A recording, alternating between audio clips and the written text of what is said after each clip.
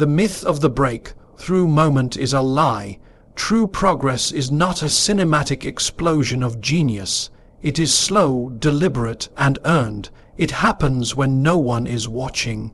In innovation, in leadership, in design, the greatest advancements are almost always the result of thousands of small, smart, intentional steps. The game is not won in massive leaps.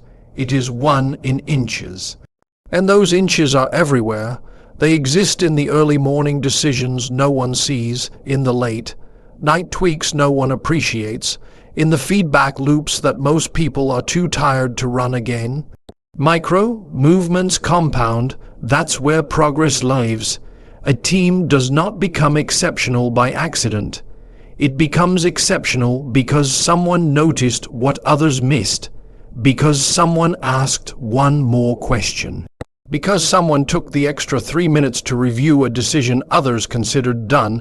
Micro movements demand discipline. They ask us to care deeply, obsessively, about the quality of every decision.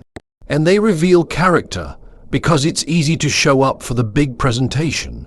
It's much harder to show up with intensity for the version 17 prototype that might still fail. The world loves to celebrate the leap. The moment the curtain opens, the launch event, the media headline, but the leap is never just a leap. It is the final inch of 1,000,000 inches.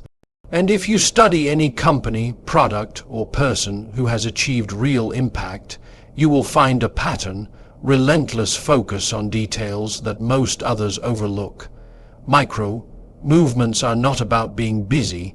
They are about being intentional. They are not about volume of effort. They are about quality of effort, precision over noise. Progress is built in the space between perfection and iteration. It's built in the moments where you say, it's good, but not quite there, and then do something about it. These moments don't win awards. They don't trend, but they win over time. Because momentum is not built in one sprint, it's built in consistency. The reason so few people experience real growth is not lack of potential. It's lack of patience to earn it 1 inch at a time. The most dangerous mindset in innovation is waiting for the big idea, the belief that someday something massive will click and everything will change. But ideas don't change the world.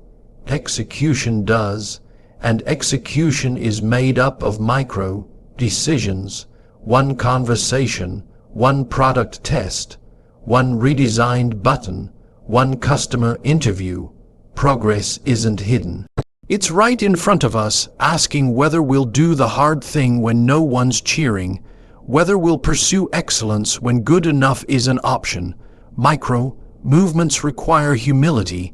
They demand that we admit we don't have it all figured out, that we keep refining even after launch, that we assume every product, every process, every system can be better by at least 1 inch, and those inches matter. Because when you add them up across teams, across time, across iterations, they become the edge. The difference between nice try and industry defining, between staying afloat and pulling ahead, in product design, micro movements show up in invisible ways. The difference between a satisfying user experience and a frustrating one is often a single transition, a 1-second load time, a font weight, an icon placement. In leadership, the difference between a thriving team and a disengaged one is often a 1-minute check-in, a single word of acknowledgement, a follow-up that others forgot to make. These things are not accidental. They are engineered by people who understand that real progress isn't dramatic, it's intentional. The culture of micro movements doesn't wait for momentum, it creates it. It knows that every small act of quality compounds. It knows that one aligned step is worth more than 100 scattered ones. And it understands that mastery doesn't come from speed, but from depth, from care, from doing the right thing 1 inch at a time, even when the next inch feels invisible. In any high-performing team, Success is not measured by how fast they move, but by how well they move. Their progress is not linear or loud, but it is consistent, and it is earned. Every meaningful innovation, every powerful brand, every trusted leader got there the same way, by building progress through micro movements, carefully, intentionally, inch by inch. Excellence is rarely found in broad strokes. It lives in the final 2%, the invisible layer of detail that most overlook, but that defines the experience. Margins are where competitors stop and true innovators begin. The distance between a good product and a great one, between a forgettable experience and a memorable one, is often only a matter of inches, sometimes millimeters. But it's in those millimeters that trust is built, value is amplified, and loyalty is earned. People may not always be able to articulate why something feels exceptional, but they know it when they see it, and they feel it most acutely in the margins. The margin is where design becomes art, where the line spacing makes reading effortless, where the animation loads at just the right pace, where the customer service rep knows your name before you say it. These aren't accidents. They are the result of intentional choices made by people who care enough to go further than necessary. Most people stop when something is working. Professionals push until it's right, and that difference, while subtle, changes everything. Excellence in the margins is not about adding more. It's about refining what's already there. It's about removing friction no one else noticed. It's about optimizing what seems unchangeable. Margins aren't about making things louder. They're about making them clearer. Precision is what allows quality to shine. And that precision is forged in the smallest interactions. The tone of an email, the responsiveness of a button, the follow-up call after a sale. Margins are not just technical, they are emotional. They communicate intent. In world-class products, every touchpoint is considered. Not just the core functionality, but the micro-interactions that surround it. Not just how it works, but how it feels. It's not just the hardware, it's the packaging. It's not just the performance, it's the anticipation it creates. The margins become the message. They say, we noticed, we cared, we didn't stop where most people would. And customers respond to that. They feel it in their experience, even if they don't consciously recognize it. Great teams know that excellence in the margins isn't about perfectionism. It's about purpose. It's not obsessing for the sake of obsessing.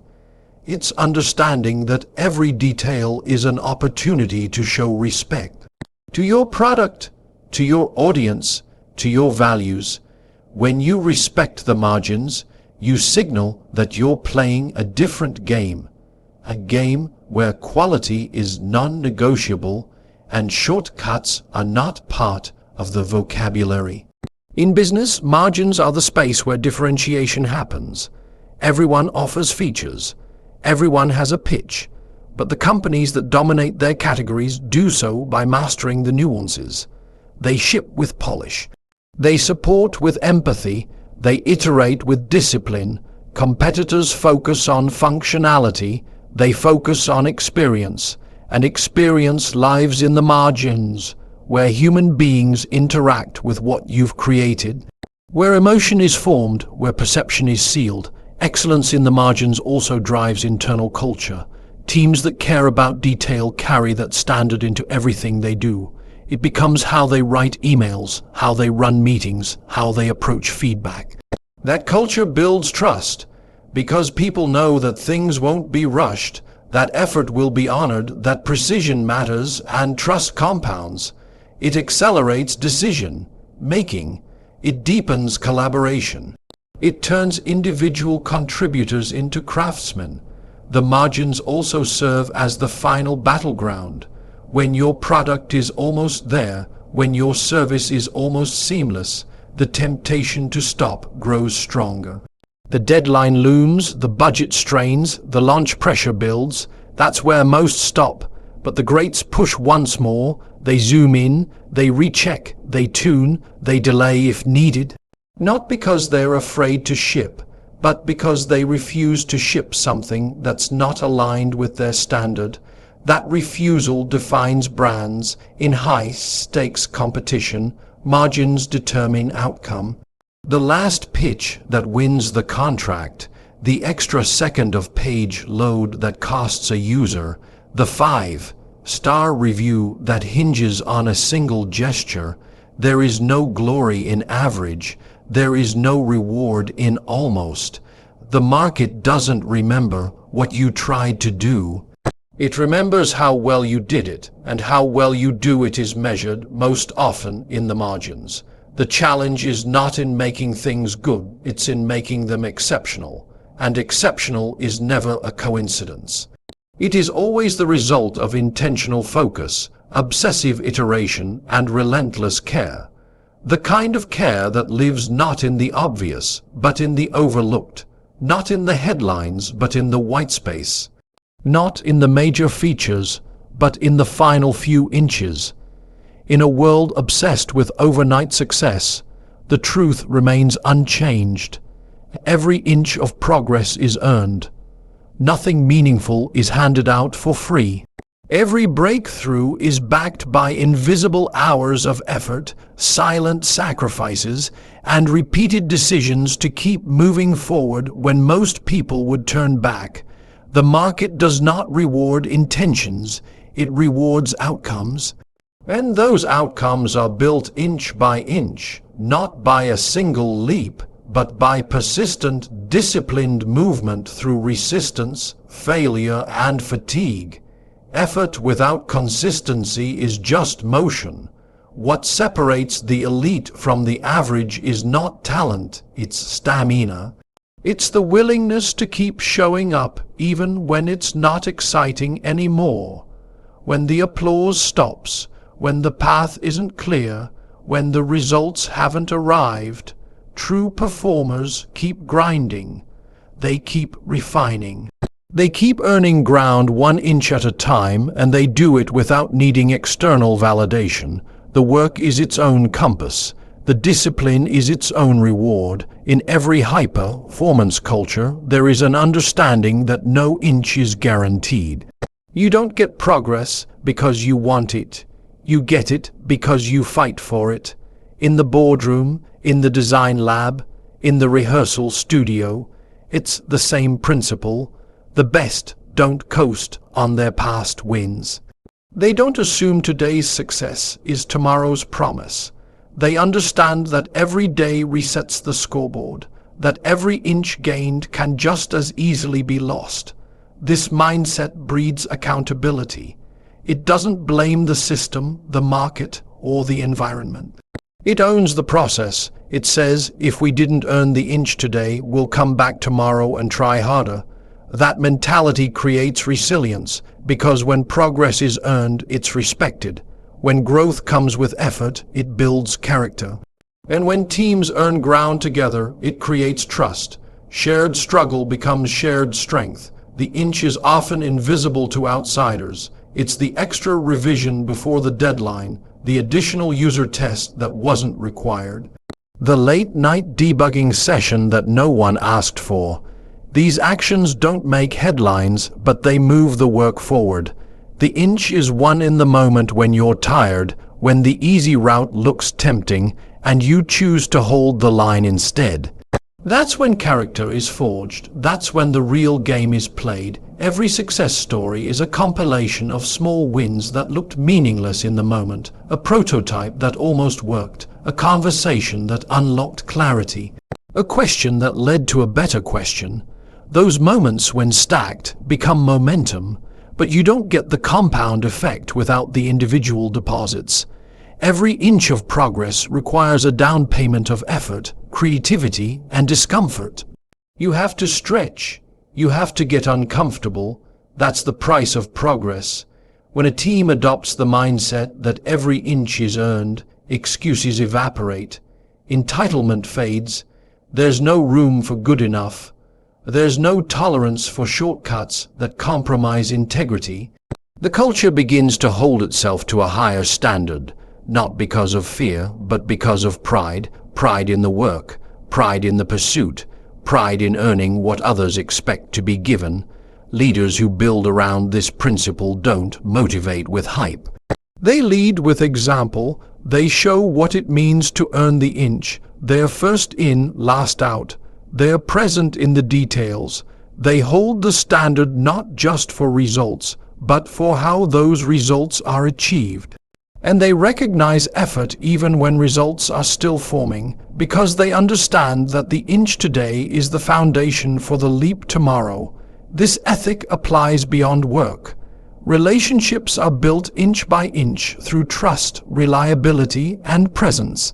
Health is built inch by inch through discipline, routine, and patience. Mastery in any craft is the accumulation of thousands of reps.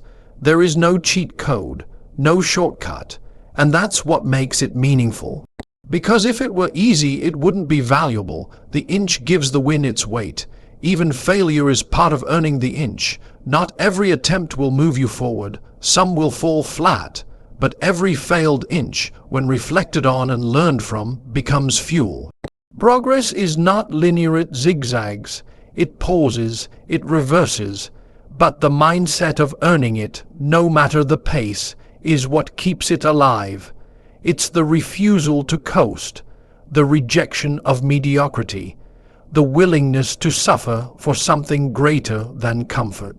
You don't get to skip the grind and keep the growth.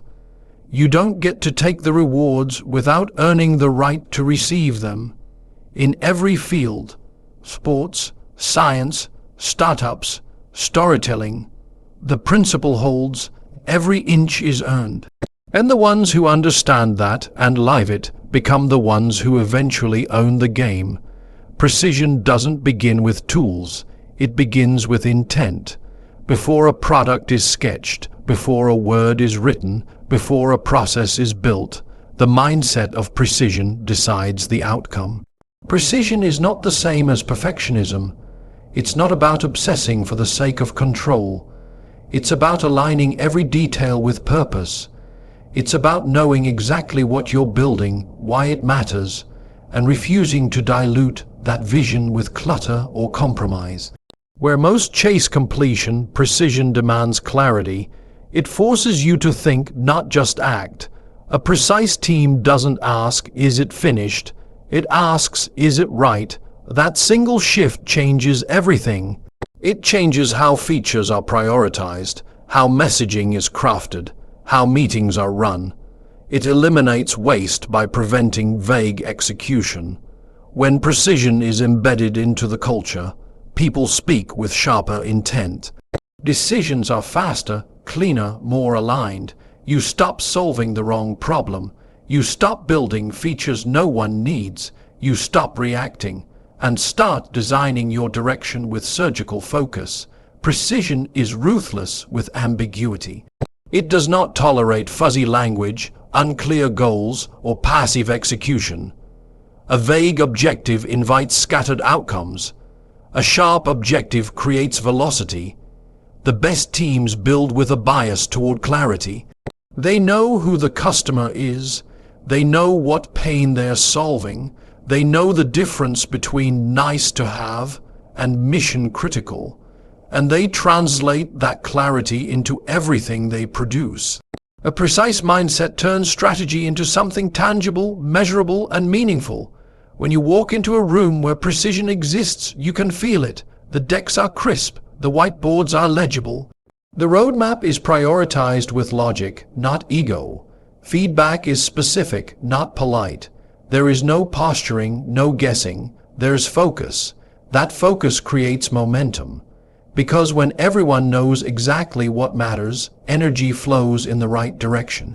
People stop hedging, they commit, and committed people, aligned under a precise vision, move faster than anyone else. Precision is also a constraint, but a powerful one. It forces trade-offs. It demands discipline. You can't say yes to everything and still build something sharp.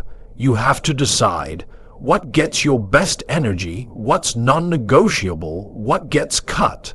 The mindset of precision acknowledges that resources are limited, attention is finite, and time is expensive.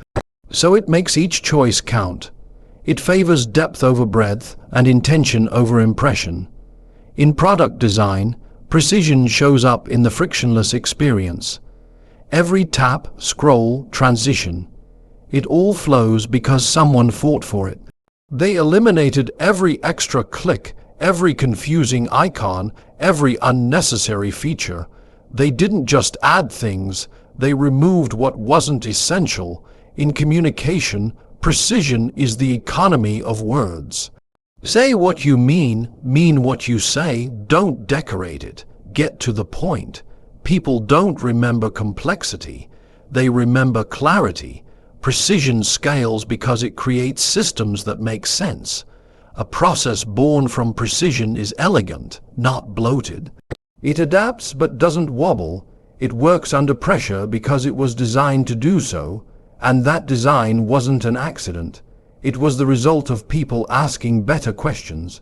What would this look like if it were easy? What's the real problem here? Is this the most effective use of our resources? Precision doesn't wait for a crisis to get sharp, it sharpens in advance. Leadership without precision becomes noise. A precise leader listens differently. They don't react to symptoms. They ask for root causes. They don't celebrate busyness.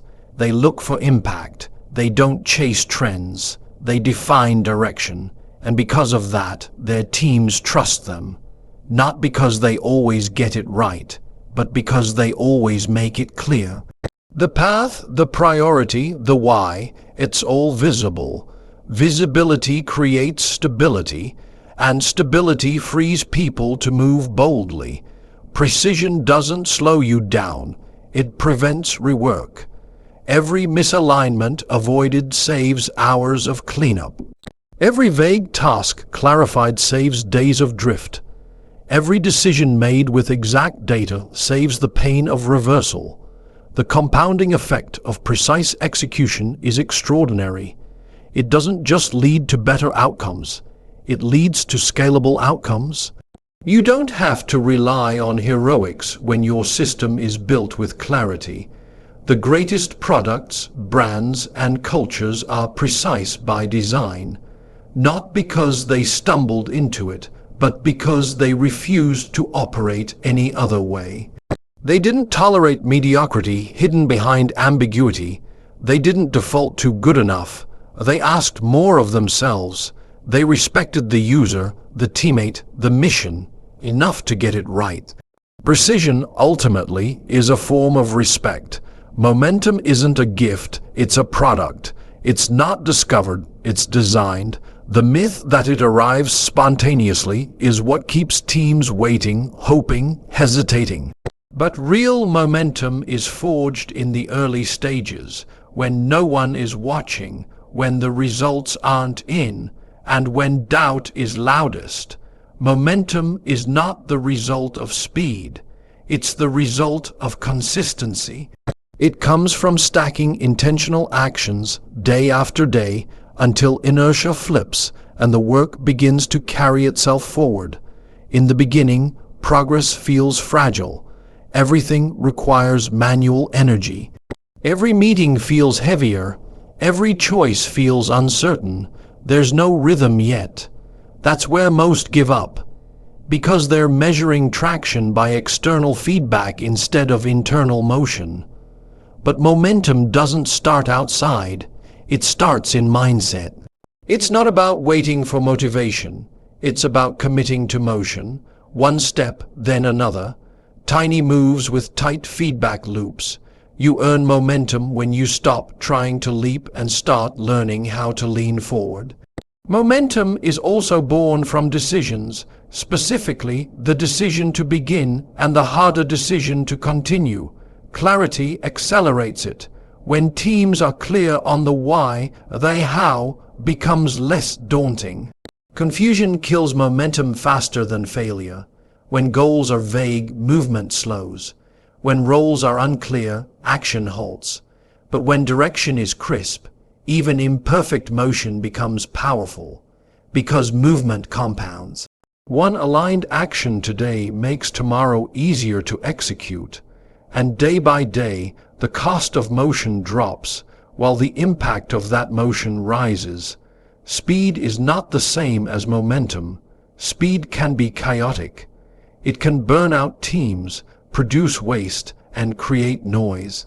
Momentum is different. It has rhythm, it has direction, it builds confidence, not chaos. A team with momentum doesn't just move fast, it moves smart. Every output fuels the next input. Every success, no matter how small, is used as a launchpad. Momentum thrives in environments where wins are recognized, iterated on, and reinvested. You don't wait until the end to celebrate. You use micro wins to fuel macro progress. Momentum is deeply psychological. Humans crave progress. They crave a sense of forward motion, a feeling that what they do matters and is building towards something. That emotional connection turns effort into energy. When teams feel momentum, they start taking initiative. They start thinking ahead. They stop asking for permission and start creating without waiting. But that psychological momentum must be nurtured. It must be protected. It cannot survive under a culture of reactivity, ambiguity, or fear. It grows strongest in environments where people are trusted to build. Simplicity accelerates momentum. The more friction you remove from the system, the faster motion can take hold. Clear goals, streamlined tools, fast decision cycles. These are not luxuries, they're multipliers. Unnecessary meetings, slow approvals, vague tasks. These are the enemies. Complexity stalls motion. Momentum feeds on focus. When teams understand exactly what matters, they focus their energy like a laser, not a floodlight. They move with purpose, not panic. They don't just work harder, they work cleaner. In product development, momentum shows up in iteration. You don't wait for perfection. You ship, you test, you learn, you repeat. Every version builds on the last. In sales, momentum is in follow-ups, pipelines, touch points. It's in showing up before you're remembered. In leadership, it's in consistency of message, rhythm of meetings, pace of feedback. Across every discipline, momentum depends on cadence. Rituals build culture, and culture reinforces velocity. The moment you stop showing up is the moment gravity starts pulling you backward. Momentum is not permanent. It degrades if ignored. If you stop feeding it with progress, clarity, and energy, it slows. And when it slows, restarting is painful. That's why smart teams don't coast. They protect their edge. They look ahead. They anticipate dips and design for resilience. They know that momentum is easier to maintain than rebuild. So they create systems that reinforce motion, weekly goals, measurable wins, team check-ins, constant alignment. They don't leave energy to chance. They engineer it. The best organizations understand that momentum is a strategic advantage, not because it guarantees success, but because it expands optionality. A team in motion has more leverage, more creative freedom, more resilience under pressure. Momentum creates space to think beyond the immediate. It opens room for innovation because the core engine is already running.